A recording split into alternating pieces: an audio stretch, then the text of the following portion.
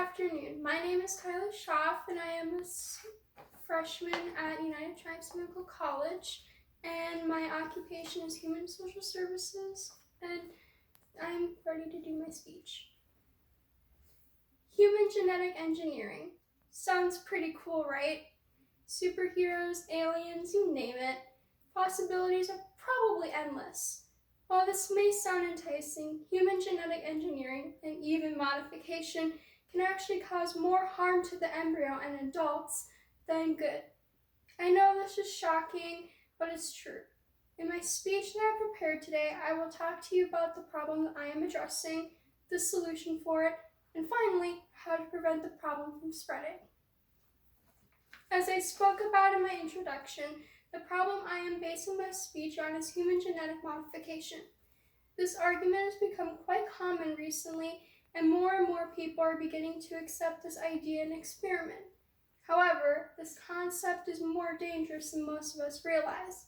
In an article written by Christopher Riley, he states that removing some perceived disease, abnormality, or deficit in an embryo would not at all guarantee that the altered person would be spared unpredictable suffering in his or her life. Due to these consequences, it is clear that we should not meddle with the way humans are born and made, not even to prevent them from getting certain diseases like cancer and HIV. Human genetic engineering is wrong and should be illegal. It is dangerous and can cause more harm than good to an unborn baby or living adult. In a paraphrase from an article written by Paul Stark, he explained that scientists from Oregon had conducted research on the effectiveness of genetic modification. Stark goes on to say that they had created more than 100 embryos for the experiment, and each one of them died. Doctors and scientists that we know and trust are harming others for their own gain, and it's horrifying. We need to stop this. Otherwise, we risk ending humanity altogether.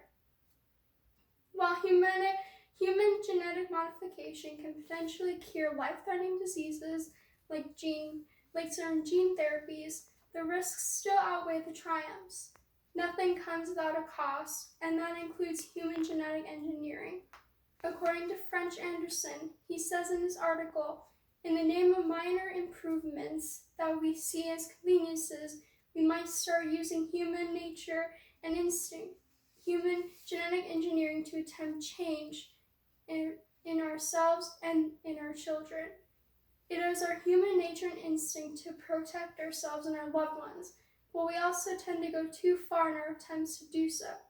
That is why changing someone's genetics, either born or unborn, is too dangerous. Therefore, it needs to be stopped, and the only way this can happen is by ending our research and experiments. Human genetic engineering comes with more cons than it does pros. While it may sound like the cure for all diseases, it can actually bring harm to both unborn babies and adults. It is also wrong, since altering a gene in anybody's body can also kill them by making their diseases worse instead of better. While the small gene therapies are proof that it works, there are still more scientific data proving that it is dangerous. Doctors and scientists should end their research and experiments now, so no more embryos or adults have to die. Parents should also pay attention to the risks and therefore refuse this decision as well, before all of humanity perishes because of our life-threatening curiosity. Thank you for listening to my speech today.